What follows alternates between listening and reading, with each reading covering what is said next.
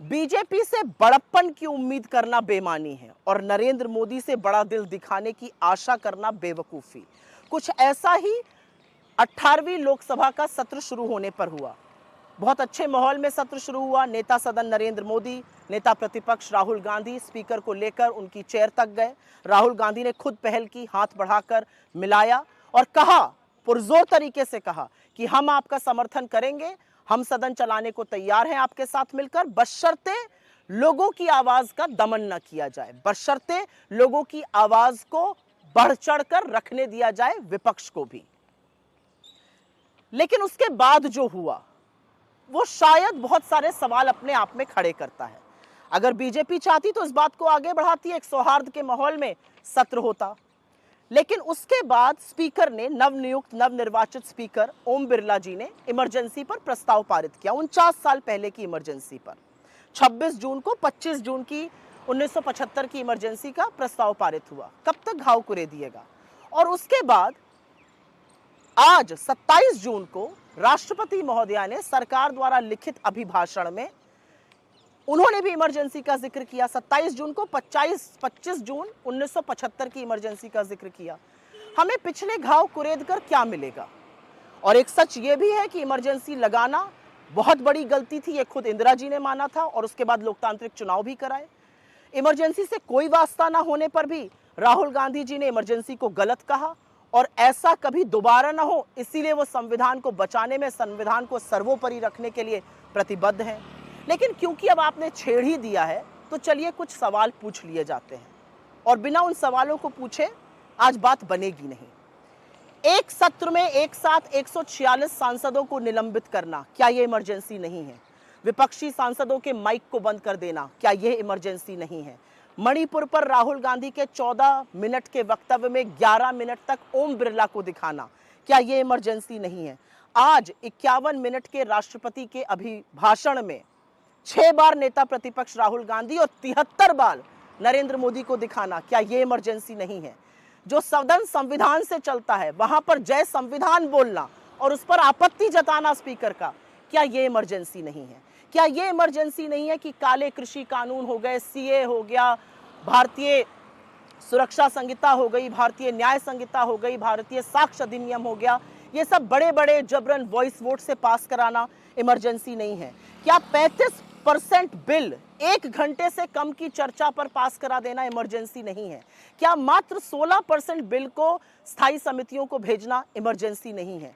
क्या बिना आपस में विपक्ष से विचार विमर्श किए गांधी की, बाबा साहब अंबेडकर की, छत्रपति शिवाजी महाराज की मूर्तियों को संसद के एक बियाबान इलाके में डाल देना इमरजेंसी नहीं है?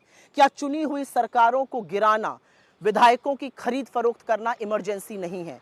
क्या चुनाव के ठीक पहले 2 मुख्यमंत्रियों को जेल में डाल देना, मुख्य विपक्षी पार्टी के खाते बंद कर देना इमरजेंसी नहीं है? क्या विपक्ष के पीछे सीबीआई, ईडी, इनकम टैक्स जैसी एजेंसियों को छोड़ देना इमरजेंसी नहीं है? क्या विपक्ष के सांसदों के, अपने खुद के मंत्रियों के, जजों के, अफसरों की जासूसी पेगासस से कराना इमरजेंसी नहीं है? ऐसे बहुत सारे सवाल उठेंगे। सवाल तो वो भी बहुत सारे उठेंगे कि 1 साल से जलते हुए मणिपुर को उसके हाल पर छोड़ देना, क्या ये इमरजेंसी नहीं है? चीनी अतिक्रमण के खिलाफ आक्रोशित लद्दाख की तरफ मुड़कर भी ना देखना, क्या ये इमरजेंसी नहीं है?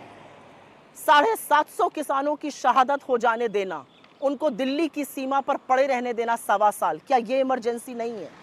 लखीमपुर किसान नरसंहार के मुख्य अभियुक्त के पिता को गृह राज्य मंत्री बनाए रखना, क्या ये इमरजेंसी नहीं है?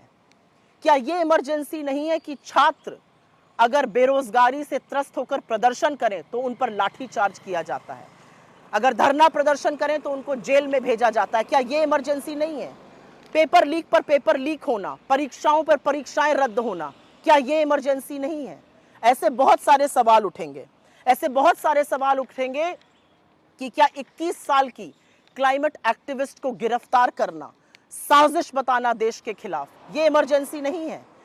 क्या मीडिया को चरण वंदन के लिए मजबूर करना इमरजेंसी नहीं है?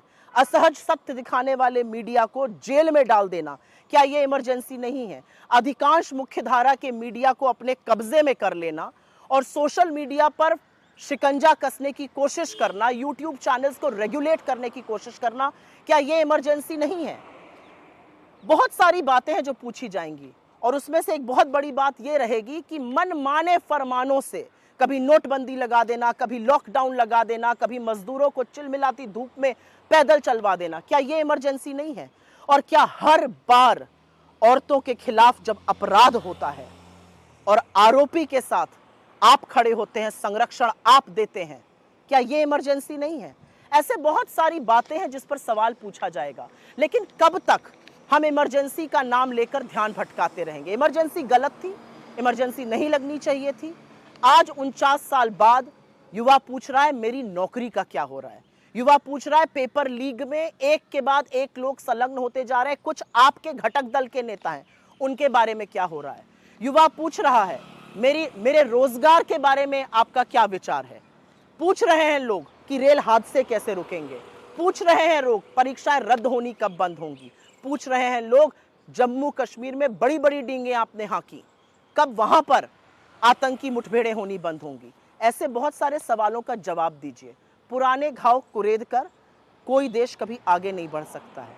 लेकिन अगर आपकी यही मंशा है तो यही सही, पहले जो सवाल पूछे गए उनके भी जवाब देने की हिम्मत जुटाइए।